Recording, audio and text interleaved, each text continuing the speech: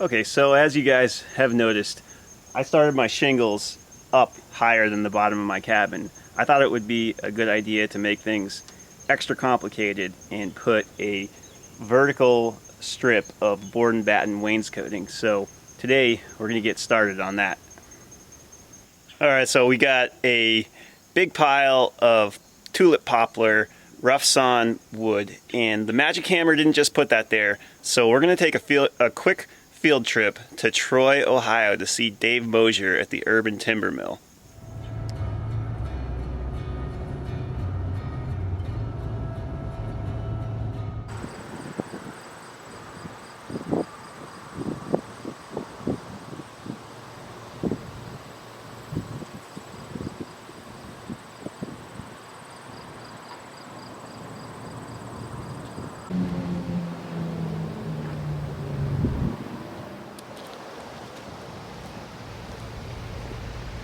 So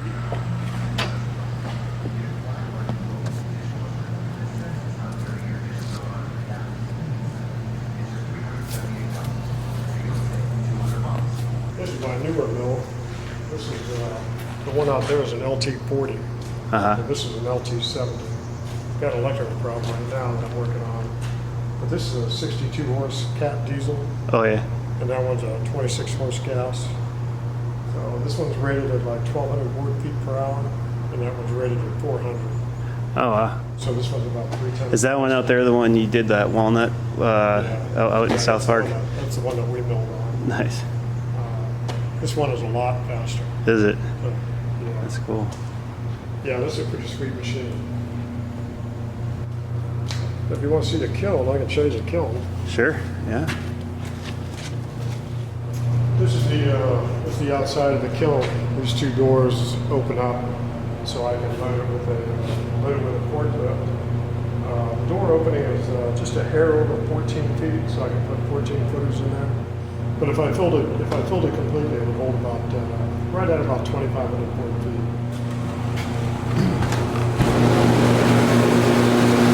Oh yeah. Wow. That's a dehumidifier. Oh really? Wow, that's cool. You have a good idea of how much moisture should come out of the wood. That's cool. How about this big wood stove right here? Do you use that? Yeah, that's That thing probably heats this place. the guy that bought this off of. It was a skid place, and they burned all their scrap skids and stuff.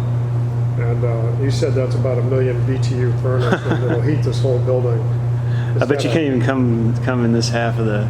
Yeah, and I've done it before. Last winter, I was throwing all my scrap wood in there, and it gets pretty toasty in there. When you get that fan going, it'll actually circulate the air. Oh wow! Is this planer up and running or? But I pulled it out of a barn, and I will say that is one chunk of steel. It's all cast iron. My Bobcat will tip at 4,800 pounds, and I had this on the back of the bed of my truck, which is 48 inches high, about 42. And when I went to lift that off, I was real tipping. Oh. So that thing is every bit of 5,000 pounds. Wow. Couple Mortiser and is that a radial arm? Yeah. Last week she was selling off all her tools, so I picked those up. $30 for that Mortiser? Oh my God! I'll give you 50. How about that? You want to sell it to me? No, I can't. I can't hardly replace it for that.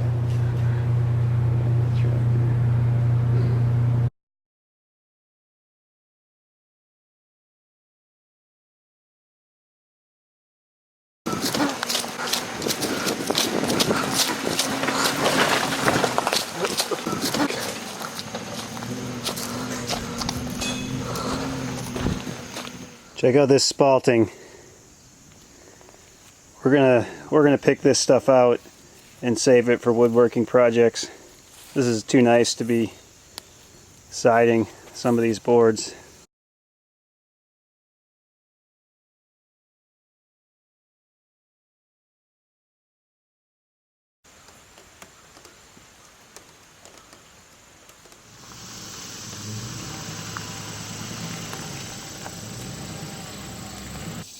Sliding rear window for the win once again. All right, I just got all that wood stacked. That's like 700 something board feet. It's $1,000 right from the mill. If anyone's curious how much that costs, it's a lot, but you compare it to other building materials, it's actually a really good deal. And I'll probably have a bunch left over that I'll make use of inside, so that should go a long way. Got a big load of stuff today. This work is logistically challenging because I can't run that big chop saw or the table saw off my inverter, so I had to haul the generator, all these tools. This is kind of a pain, so hopefully I won't have to do this for too many trips. I'd like to try and get this board and batten done quickly. I doubt I will though.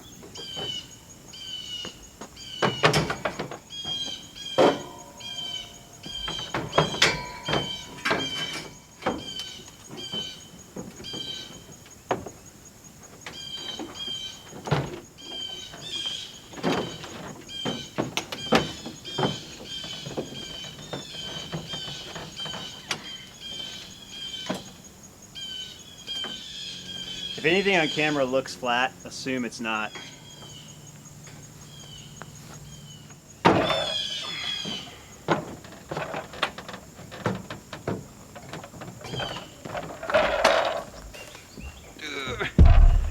Do not buy this for mobile work. Just saying. This is a shop saw. It's not meant to be transported.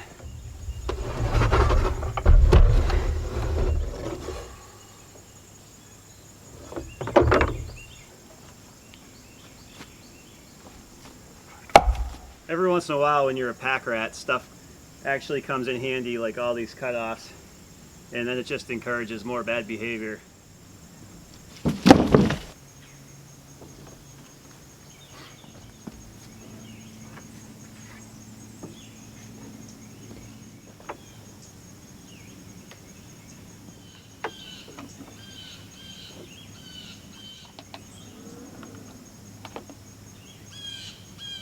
So I get a lot of emails from companies wanting me to put stuff on my channel, and usually I say no. I mean, a lot of times it's stuff that doesn't have anything to do with my channel, like, hey bro, let's sell some protein shakes. And it's like, if you saw me, would you want to buy protein shakes? I don't think so. So I just say no. But I really wanted one of these. I don't generally like doing that because I don't really like how social media influencing works in general, especially if it's not obviously disclosed. So I got this thing for free. I was a little skeptical, but so far I gotta say I like it. I've been using it, not here, because I obviously have power here and I don't need it, but I'm fixing up a building that is just a shell and it has no power. And a lot of times I'll go there and work on hand tools only, battery tools. And so I'll set this thing up and just keep a battery charging on it all day, and it'll keep me working. I'm not going to review this. These things are all over YouTube. But what I am going to do is keep using it, and occasionally, you know, if it keeps working well in a year or something, I'll probably say, hey, it still works, it hasn't broke. But if it breaks, then I'll update you guys. I have a coupon code for it, so I'll put that in the description. I think this is cool. What I'm impressed with mostly, because obviously I can make one of these, but I can't make one this small, compact, with a lithium-ion battery, an inverter, and fit it all into something this small, which is, to me, that's the strength of it, is just the packaging. I mean, I'm not a big guy. That's how big it is. So I'll keep you posted.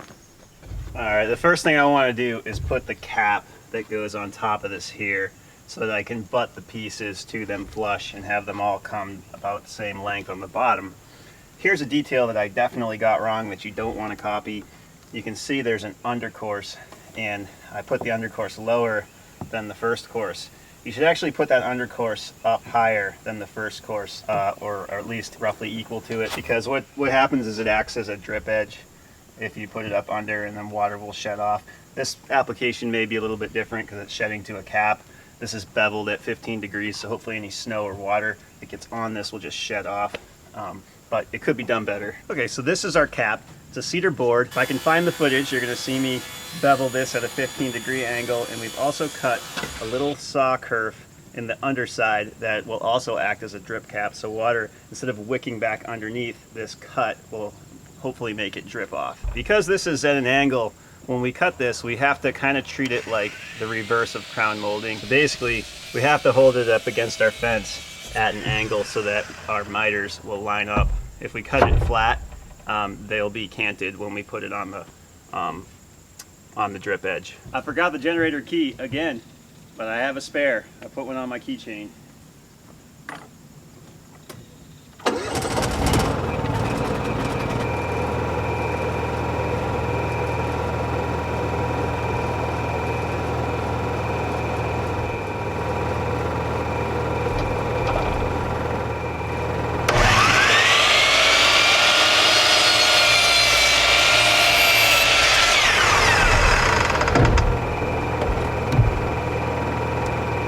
And because this end is going to butt near the door, I'm going to use the first round thing that I could find, in this case the cover to coffee, and trace this and just cut it off, cut the edge off with the jigsaw so that nothing can get caught on it when you're going in and out of the house.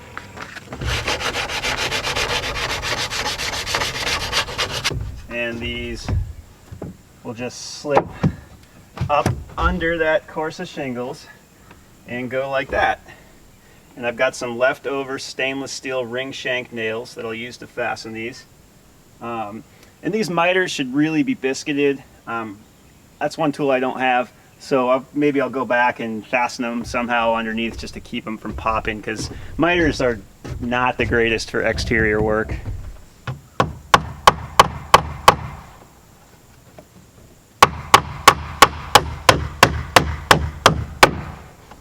These are meant for siding. They're pretty nice because you don't really have to pre-drill. And they're ring shank, so they hold pretty good.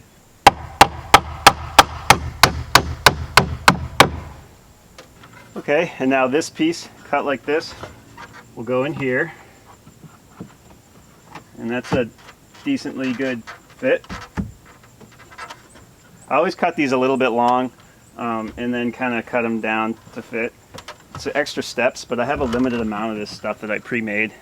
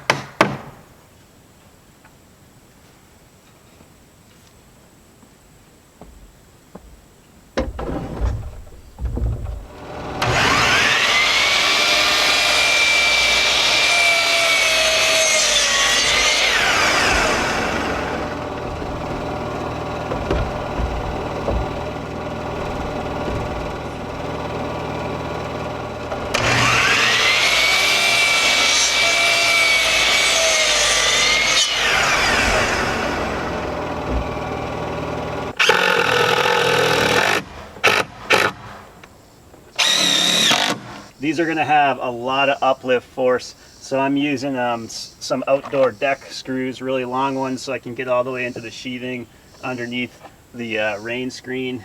And you can either do 2 close to the middle or 1. What we don't want to do is spread them apart, because as the wood moves, if they're real far apart, then it's going to crack. And we're going to have a batten strip here that's going to hold down these edges too. And then we're going to have a piece of trim right here that'll cover this ugliness up. And the bottoms of these are cut at a 15-degree angle also, so that should also act as a drip edge These are still drying, so I'm gonna put them pretty close together. This is green wood, more or less. They've been at the mill for about a month, and they've been out here for about 2 weeks.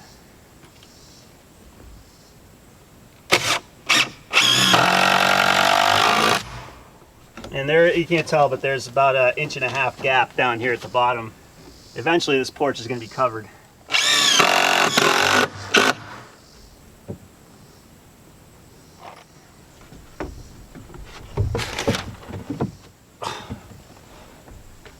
Nothing like cutting 2 pieces in a row too short.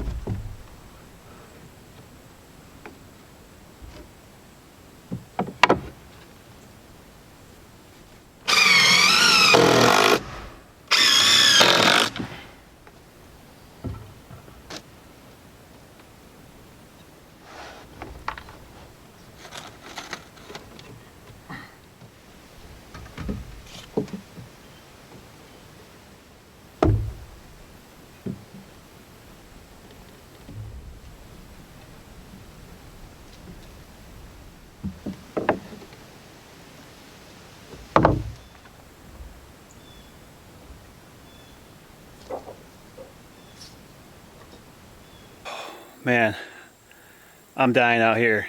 It's October 1st, 90-degree weather, heat index in the hundreds. I don't even know what that means. It means it's hot and humid. And so I didn't get too much done. It wasn't because this is slow work. It's just because I had to go inside midday. I just went in and messed around with my solar stuff and kind of cleaned it up a bit. But I did get enough done for you guys to see what it looks like. So let's step back and just take a look. Didn't make too much of a dent in the pile of poplar. So I got the boards cut down there and the batten strips. And then I got the boards up over here. But I ran out of screws using 3.5-inch deck screws, and I went through a whole box and I didn't bring another box. That was dumb. And if you're wondering why I didn't go any lower, I would have had so much waste. I would have only got 2 boards out of a 10-foot board, and going that in, even that length, I had to, a couple boards I had to cull off so much that I only got 2 out of them. Most of them I'll get 3. And I got that cap placed. And let's go up and look at the cap.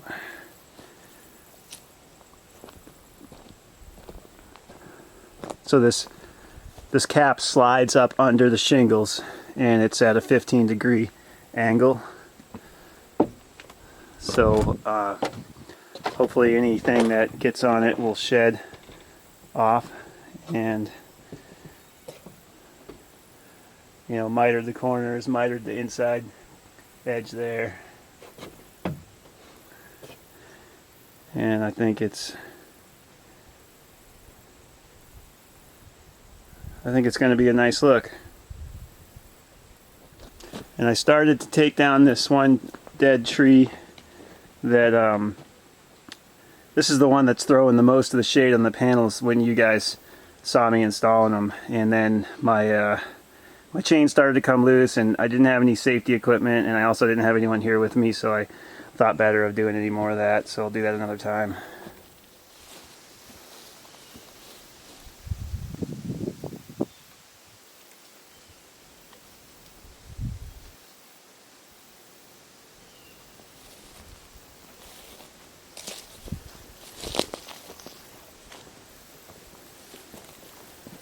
And this little 150 watt over here is actually giving me some good power today. I was keeping an eye on it with the shunt.